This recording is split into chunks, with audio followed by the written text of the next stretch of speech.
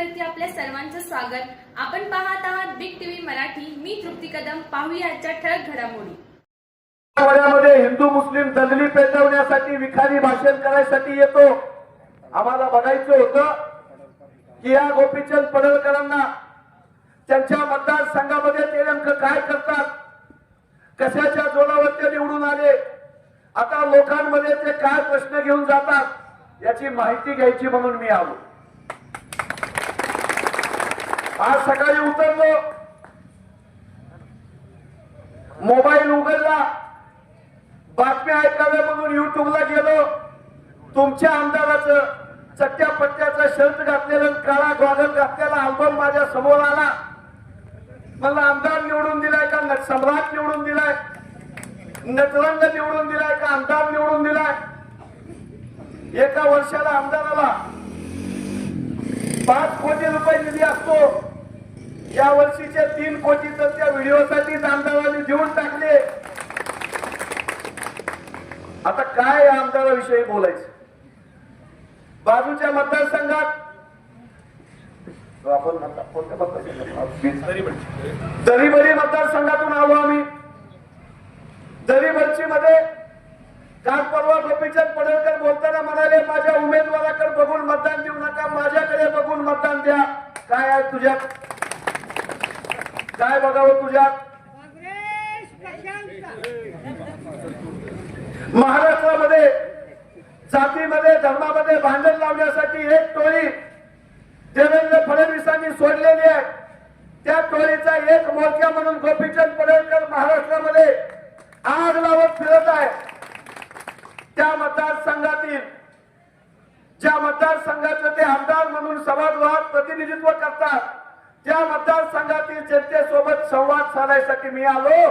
खिशामध्ये काळी पिटी घेऊन हिंडणाऱ्या माणसाच्या मागे जाऊ नका, हात जोडून विनंती आहे. जाईल तिथं भांडण,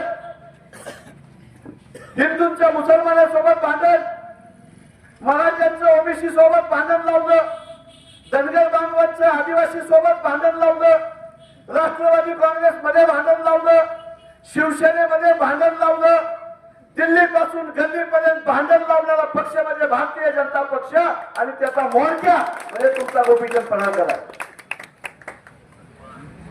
विरोबाच्या समोर शपथ घेतली होती की धनगर समाजाला जर आरक्षण भाजपाने नाही दिलं तर मी निवडणुकीला उभं राहिलो, माझी आई उभी राहिली, भाऊ उभा राहिला तरी मतदान करू नका म्हणून शपथ घेतलेला माणूस जो विरोबाला फसवू शकतो तो तुमचा माझा कसा होईल माझा माऊली.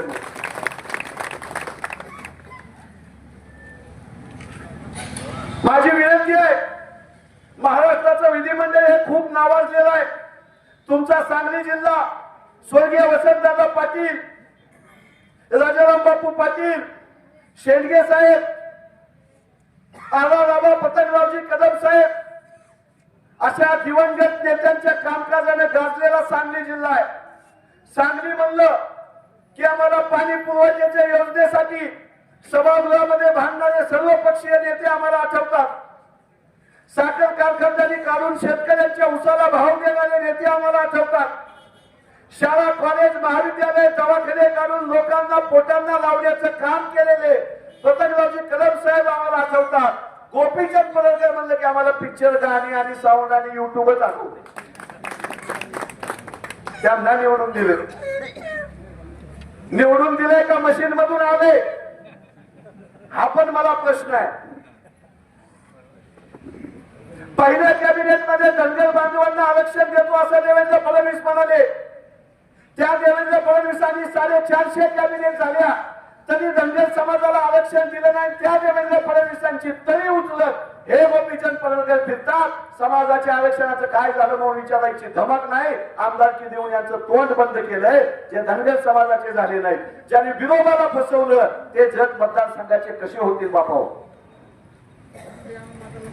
2013-14 या महाराष्ट्रामध्ये देवेंद्र फडणवीसांनी भाषण केलं. मोदी साहेब आले होते, शहा साहेब आले होते. काय सांगितलं होतं, शेतकऱ्यांचं उत्पन्न 2022 पर्यंत दुप्पट करणार, शेतकऱ्यांना दाम दुप्पट योजनेचा लाभ देणार, शेतकऱ्यांना कर्जमाफी करणार.